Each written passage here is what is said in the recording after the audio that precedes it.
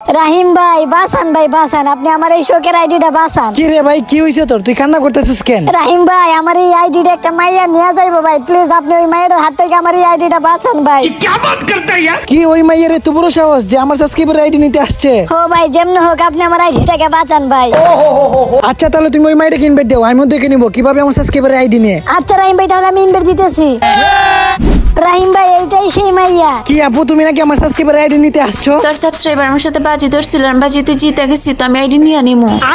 কি রকম বাজি? আসলে রাহিম ভাই ওই মাইয়ের সাথে আমি শায়রি ভার্সেসের বাজি ধরছিলাম, কিন্তু আমি শায়রি বলতে পারি নাই, তাই আইডিটা নিয়ে নিব। আরে আপু প্লিজ আপনি ওর আইডিটা নিয়েন না।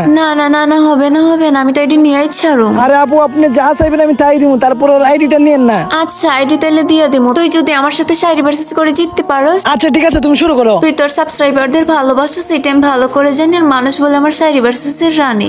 আরে হতে পারে তুমি শায়রির রানী, কিন্তু আমি আমার সাবস্ক্রাইবারের জন্য সবকিছু করতে পারি।